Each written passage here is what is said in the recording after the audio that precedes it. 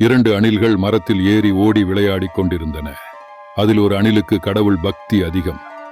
எந்த காரியத்தை செய்தாலும் இறை சிந்தனை செய்துவிட்டு செய்வதும், ஒவ்வொரு நன்மையிலும் கடவுளுக்கு நன்றி செலுத்துவதும் அதன் வழக்கம்.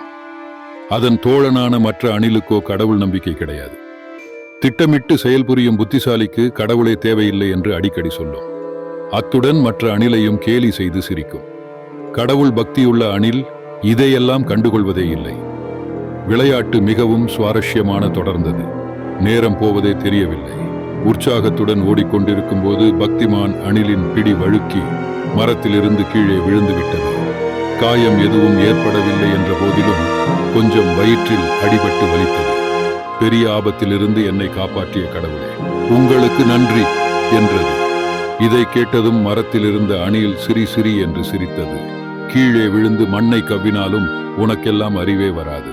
உன் கடவுள் உன்னை எதற்காக உன்னை தள்ளிவிட்டாருன்னு கொஞ்சம் அவர்கிட்டயே கேட்டு சொல்லேன் என்று சொல்லி மீண்டும் கிண்டலாய் சிரித்தது. உடனே பக்திமான் அணில், கடவுளை நம்புற நாங்கள் எல்லாம் துன்பப்படுத்தப்பட்டும் கைவிடப்படுகிறதில்லை, கீழே தள்ளப்பட்டும் மடிந்து போகிறதில்லை. அதனால் கடவுள் எங்களை கீழே தள்ளிவிட்டாலும் அதில் ஒரு காரணம் இருக்கும் என்றது.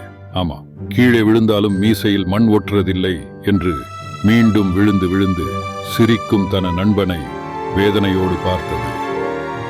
கண்களை மூடி விண்ணை நோக்கி, கடவுளே, இந்த அவமானத்திற்கும் வலிக்கும் ஏதுவாய் நான் ஏதேனும் தவறு செய்திருந்தால் என்னை மன்னித்து விடுங்கள் என்றது. அது கண்களை திறக்கும் போது ஒரு கொடூரமான காட்சியை கண்டு நடுங்கிவிட்டது. மரத்தில் இருந்த அணில் இன்னும் சிரித்துக் கொண்டிருந்தது. அதற்கு பக்கவாட்டிலிருந்து ஒரு பாம்பு அதை நெருங்கி வந்து கொண்டிருந்தது.